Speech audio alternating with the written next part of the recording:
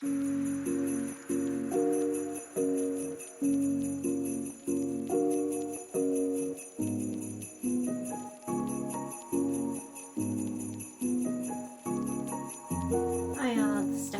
Spinstress in the Making, also Spinstress Station on YouTube now. So I used to be Katori Freya, and then I finally figured out how to change my name to make it more in sync of like my channel that I originally had on Weebly and things like that.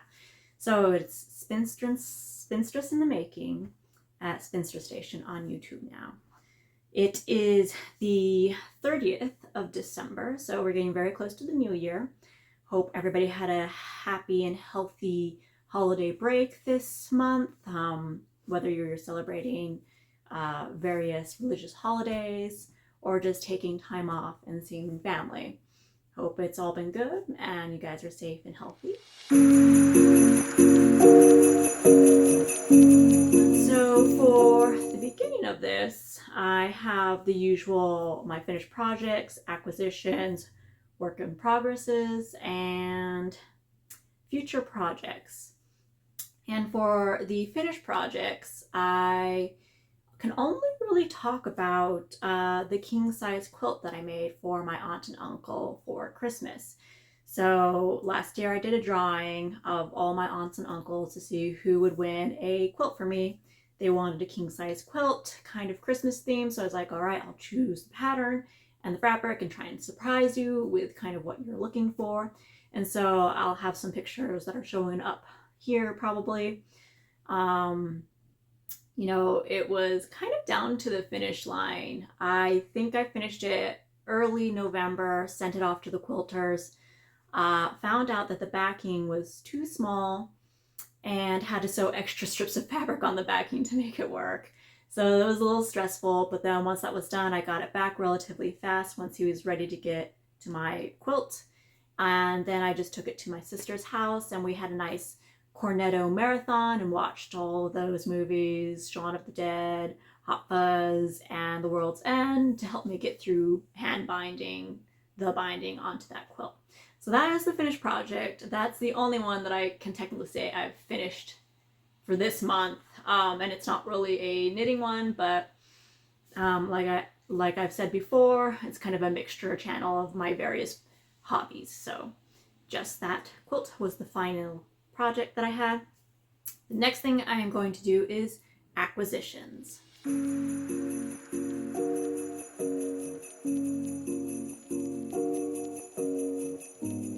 So for the acquisitions, I was pretty good this month. I only brought in technically like one skein of yarn, but it's more like two. So I did, sorry, it's crinkling. Let me try and get it out of that. So I'm still subscribed to the Annie's Love to Knit Socks Club. It's a monthly subscription that Annie's does. And this month, this December, they sent me two skeins, so a mini skein and a larger regular 100 grand skein of yarn for some socks. So this particular grouping is from Expression Fibers. The first one is Water Lilies for the colorway, and the second one right here is Playa, and they're both made out of 100% Superwash Merino. It's her resilient Superwash Merino sock blend. And so this skein has 300 yards in it, and then this one has 100 yards in it. So the pattern that they sent for me to kind of do with this is the Blue Amour. And as you can see, it's a sock pattern with little hearts. And, you know, I don't know if I'm going to do it. I'll probably do a different kind of sock pattern for it that I think might show it off a little better, at least the colorways. I will probably mention these later on in my future projects, but these are basically my acquisitions. Water Lilies is kind of like the Monet Water Lily collection. Beautiful blues, hints of greens and purples, even pinks a little bit. And then the smaller contrasting colors, mainly white, but it also has little bits of blue here and there in the whole entire yarn. So those two. So work in progress. So the last time that we talked for works in progress, I had plans, but I hadn't started them. So this is works in progress.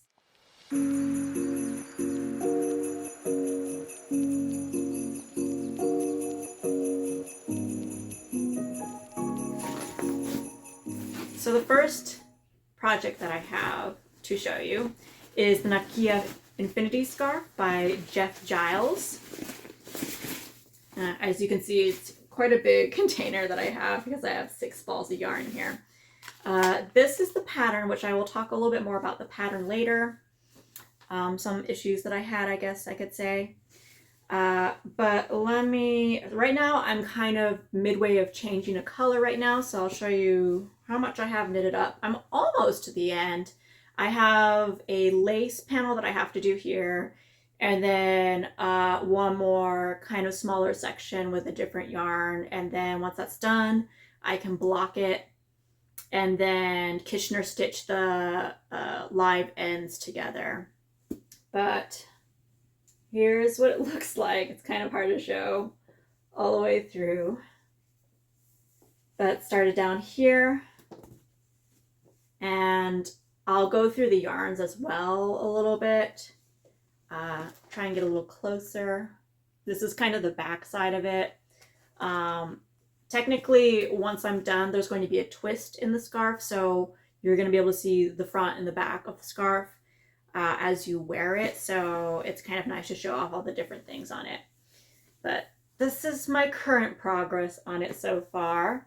It's relatively an easy knit per se, just lengthy, and then once I'm done talking about the yarn, I will talk about some of the issues. But so the first yarn that is in this that I've already used all the way up is the one skein that I had of Noro Silk Garden. So this patch right up here is also the Silk Garden here. So the Noro Silk Garden, it was colorway 430. That is a discontinued colorway. It is a Aran weight. It had 45% silk, 45% mohair, and 10% wool, and it was 109 yards. Just had one skein of that. So I had to replace that number 1 yarn with a different yarn because you have 4 different yarns for this whole entire project. So there was technically a 5th one because I was replacing the Noro with a different yarn that I had in my stash. So then the second yarn that we have for this project is Malabrigo, which is this small section right here. And I'll grab that. I still have this much left, and I'll be using it further down on the last section of this project. I'm not sure if you're getting a good view of this, but it's got nice greens, light greens, and dark greens. It's just a nice fun color. So this is the second yarn that I used on this, and it is 100% Superwash Merino. And originally there was 100 grams, about 420 yards. And it's like a fingering or sport weight, I think, for it. And the colorway was Hojas. I think you can still get Hojas online. Malabrigo usually has most of their colorways still not discontinued, I would say. So I think they still have it. Don't quote me on it because I did buy this over 4 years ago. This has been in my queue for over 4 years, so now I'm finally getting to it. So that was the second yarn. For my third yarn, I have this right here. This is the Madelinetosh Light. It is the plaid blanket colorway, which was actually both of these, the Malabrigo and the Madelinetosh, were actual colorways in yarns in the pattern, the original pattern, so I was able to get my hands on those. This one is made of the fingering weight Tosh Merino Light, which is 100% merino wool. And there's 420 yards per, I believe, 100 grams. So this is 100% merino superwash wool. So I have 2 of those and I'm holding them double. This one I only have 1 skein of, but I'm pulling from the center and on the outside to double up that as well. So this is the 3rd yarn that I've used in this project.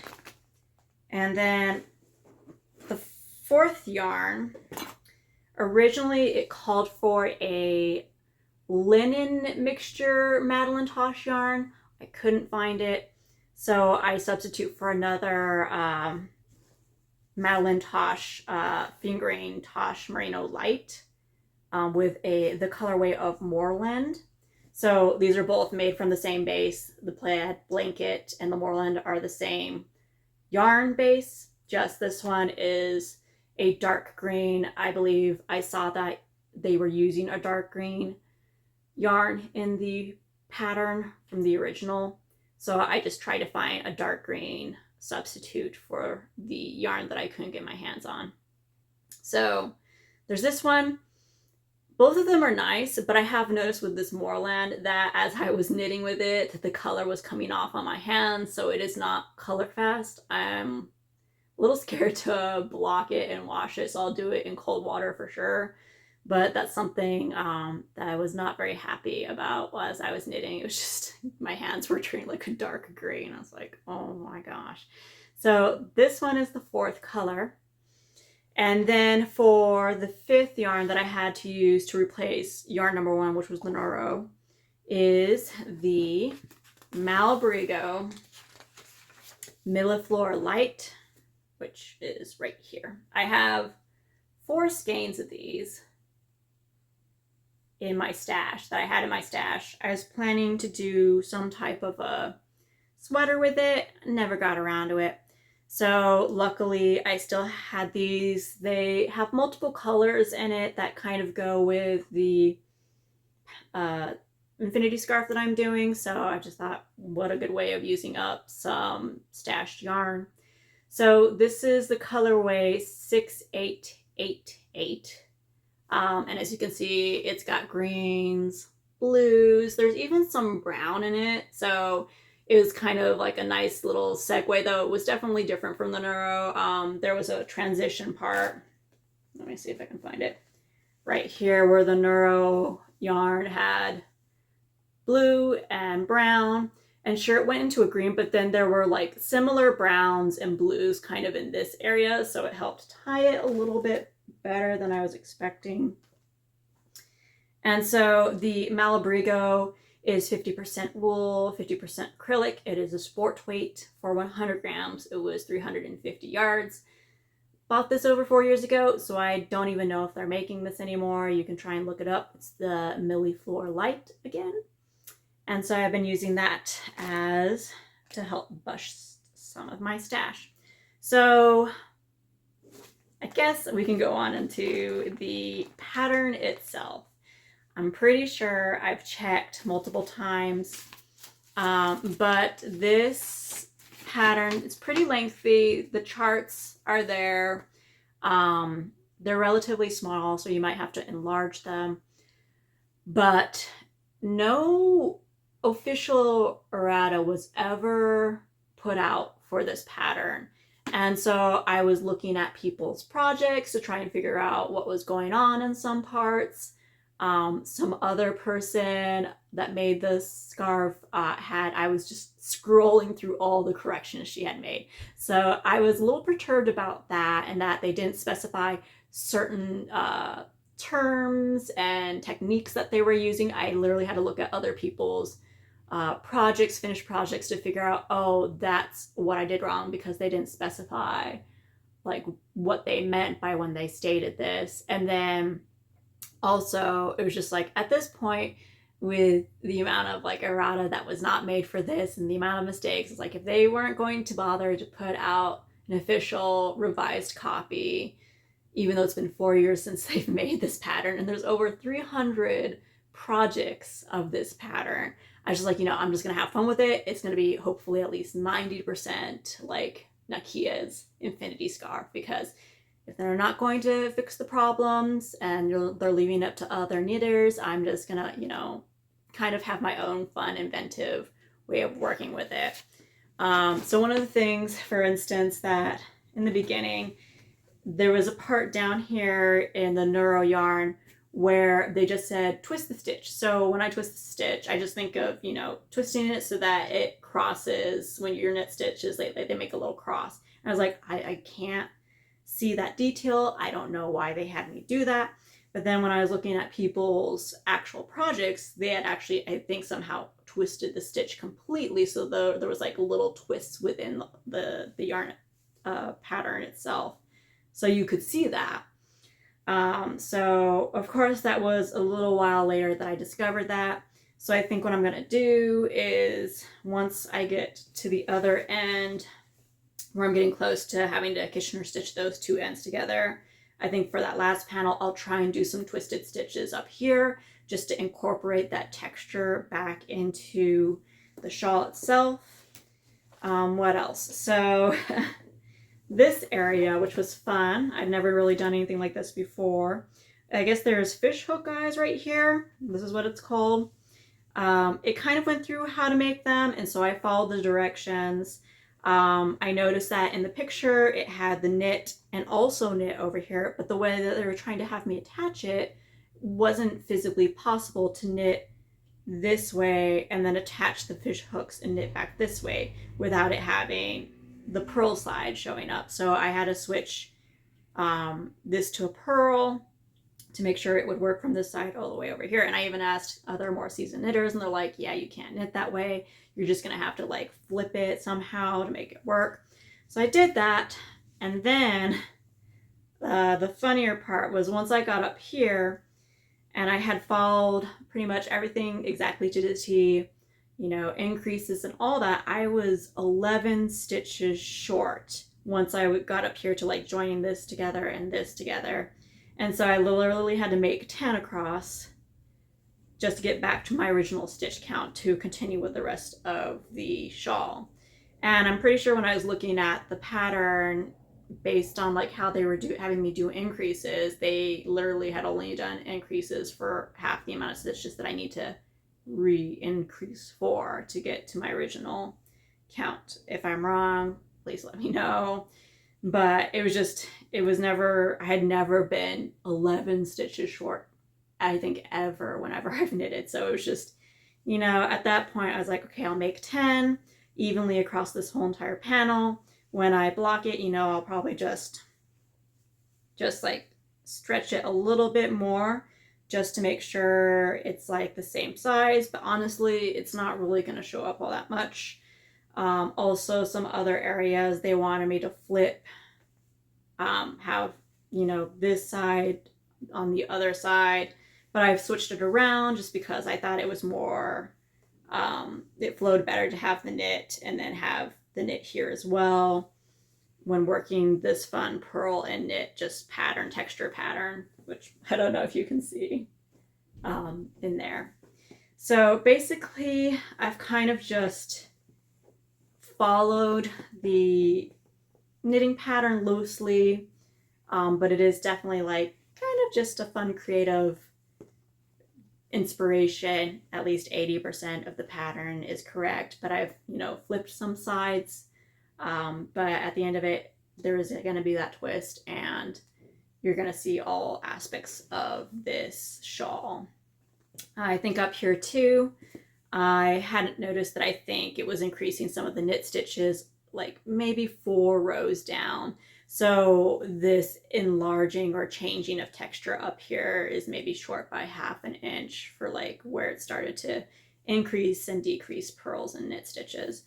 But other than that, I did look at somebody's errata just to make sure this area was cleaner and looked okay before going on with it.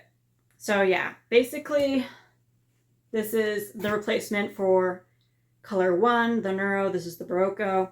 And now that I've finished up this area, I will be having a lace panel, which I'll be doing in the plaid blanket. And then I think I'll be finishing off with the hosiery from Malabrigo. And then if I want to make it a little bit longer, just to use up more of the yarn, just to get get it out of my stash, then I might add a little longer piece of the Moreland just to reincorporate it back in. And then, still thinking about it, it's not quite on my future projects list, but I still have leftover of the Berroco yarn, so I could, in fact, like knit a hat and some gloves to kind of go with this, just to get that out of my stash. But this is my current project, my main project that I've been working on. I have 2 knits going now that I've finished the quilting that I needed to get done. So this, I'm really hoping, I'm assuming it will, but this will block out once it gets wet and I can pin it down. That should be fine. It should block out. So that's my current stitch work and pattern. Like I said, you can download the pattern for free. Just, take it with a grain of salt, that the pattern is not by no means perfect. So you might have to go look at other people's works and see if they left any notes about what they did to correct the pattern. But in the end of it, if you're not like a very strict knitter, it's like a fun way to just get that inspiration from a pattern and just have fun and kind of make it your own too. So that is the first one that I'm working on. Let me shove that all back in its container.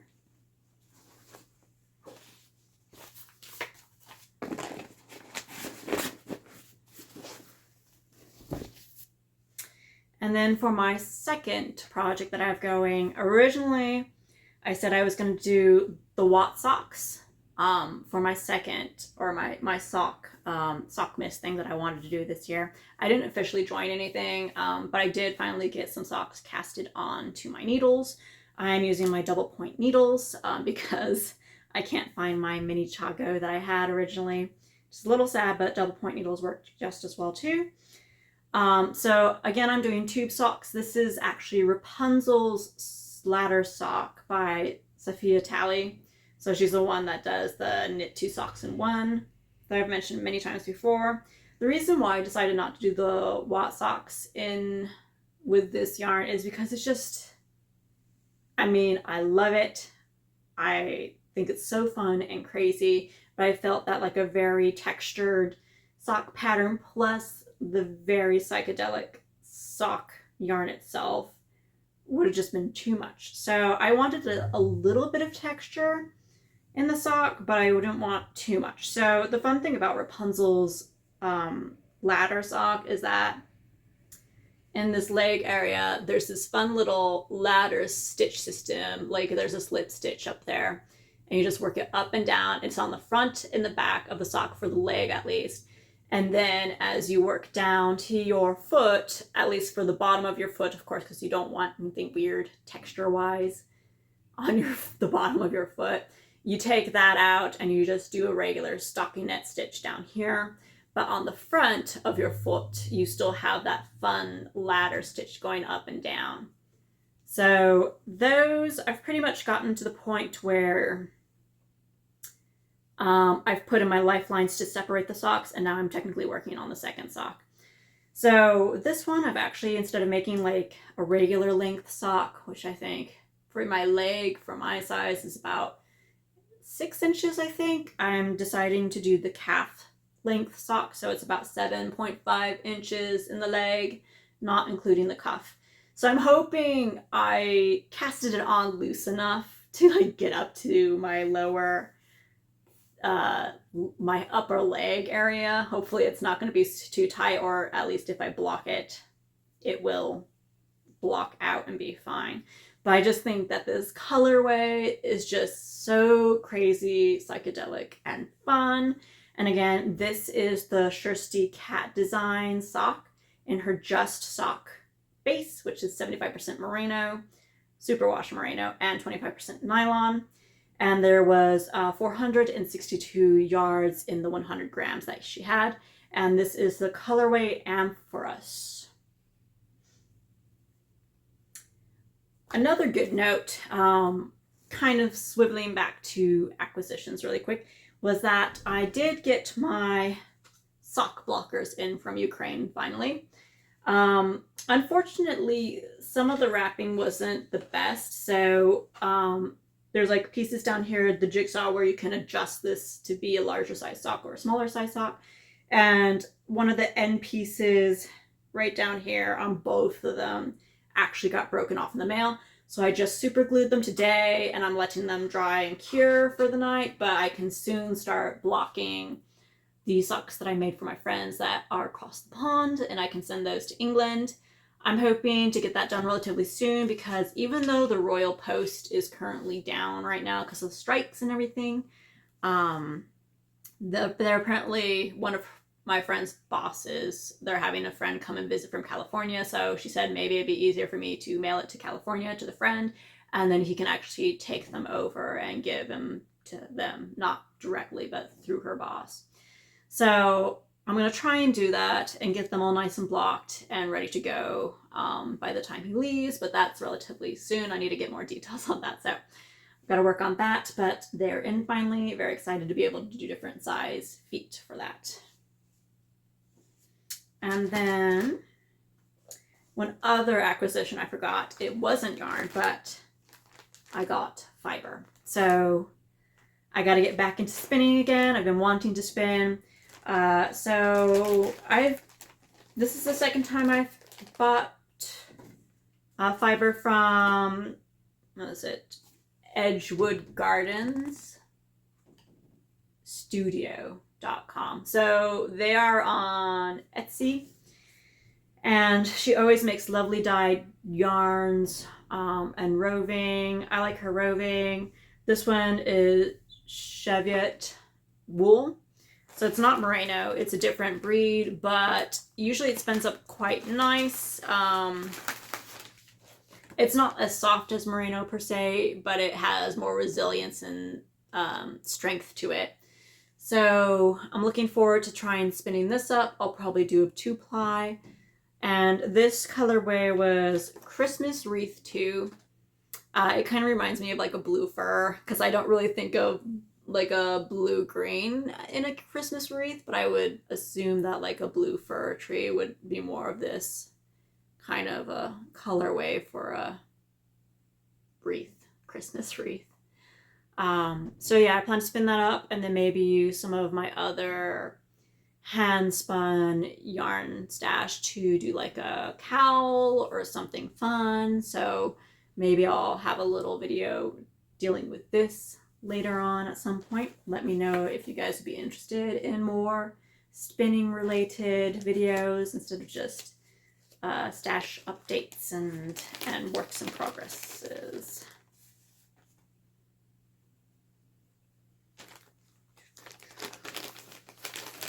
Let me get it, of course, and then I can never get it back into its container. Yay!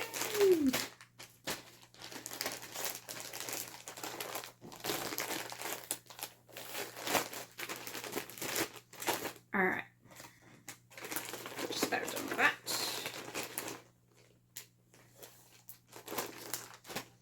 All right, on to future projects.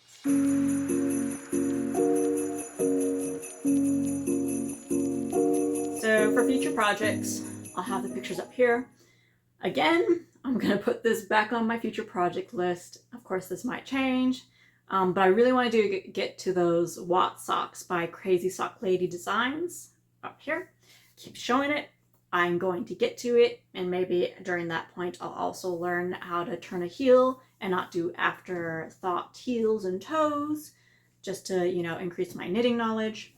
So with that one, I might use the Expression Fiber art yarn for that one. I think it might be nice. Like, the yarn itself is like a little busy, but it's not as busy as the amphora. Sorry, amphorous. It's not as big as the amphorous. And I think it would be fun to have the little contrasting toes and heels in this colorway. And that way I can use this up and at least get this out of the stash too. So I might use that for the Watt socks, or Yes, the Watt socks. And then for my second project, I'm thinking this might be the first time that I ever frog a sweater, which is never fun, but also if you're not completely satisfied with your knit, I feel like that's something that should be done. So for another project that I'm going to do, and I just finished this somewhat recently too. So this was is the Anyday sweater by Lily Kate that I did earlier this summer. I finished it, I think, up in Estes Park. I like the pattern, nothing wrong with the pattern whatsoever. Easy knit, nice. I think I just made it slightly too big. I think I did a medium, and so these oversized sleeves are just like, once I blocked it, they were super oversized. And so I didn't think it really showed off this yarn to the best of its ability. Right now, I need to clean this this sweater, or at least the yarn, because it's got tons of fabric threads in it from when I was working on the quilt and cutting things. And so that's kind of what stuck onto it. It's also pilling a little bit, so I gotta clean that up. But I think I'm actually going to take it apart. I've never taken apart a sweater before, so I'm hoping I don't destroy the yarn completely, because it's actually a really nice soft yarn. It's by Juniper Moon Farms. It's the Beatrix yarn, so it's got 54% wool, 30% angora, and 16% nylon polyamide. It's in the rose colorway, and I just don't think, because this sweater has the pearl fabric on the outside, I just don't think it shows it off that well. I do like the knitted fabric, which is on the inside of the sweater, more. So I think I'm going to rip it up. I might have to get one or two more skeins for the next project that I have thought for it, but I also am going to do a little bit of color work. So another reason why I felt like it was just a sign that I needed to rip this whole entire sweater out is that somehow, and this might have happened while I was working on the quilt, but there is a hole already in the sleeve. So I was like, do I really want to patch this, or do I just want to rip it out and start fresh? So that's kind of like helped me make my decision if I need to rip this out. And I don't know if I did it while I was working on the quilt and I accidentally cut into it because they're just such bulky sleeves, but I don't remember, like I'm pretty sure I was careful about that when I was working on the quilt. I was like, you know, I just finished this sweater, I don't want to completely destroy it, but I think it's a sign that this sweater needs to go. So I might make the Anyday sweater pattern again at some point, just with a different yarn, do the small instead. But yeah, so the new pattern that I want to do is the Holly sweater by Hanne Rimmen, Rimmen. I believe that's how it's spelled. I'll have it up here. But that is my future plan. And since I have the rose, I thought maybe the Beatrix also has a lilac colored, not lilac, yeah, lilac colorway, which I believe they have it as dark blue.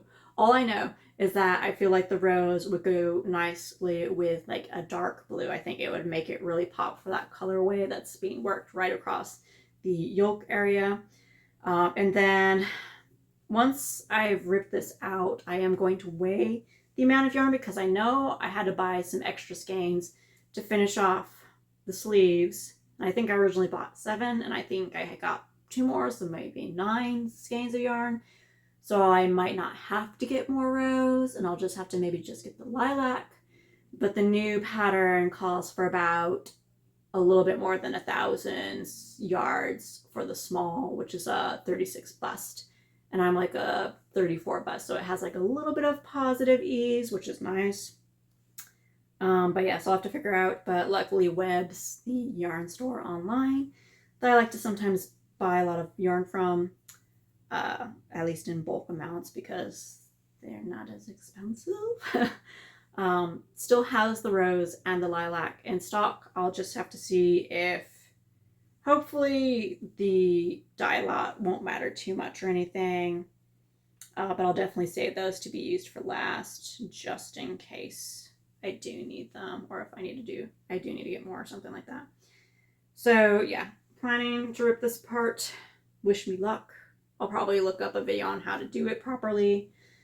And that's kind of at least the 2 plans that I have right now for future knitting. But I'll be working on my Nakias infinity scarf and socks. I feel like it's going to be very sock heavy next month or so. And then maybe in another month or 2, I'll start talking about maybe some of my summer knits that I want to do, where I don't want to have a lot of fabric sitting on my legs at knit night or as it starts warming up, because here in the Southwest, it gets hot here.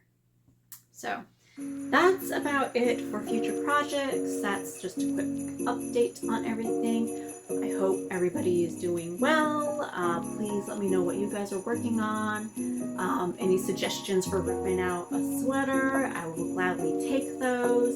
And I will see you guys in the new year. Happy holidays, and I hope you guys have a happy and safe new year with loved ones. So, as always, it's Stephanie from Spinstress in the Making. Not Contori Freya anymore, but Spinstress in the Making, and I will see you guys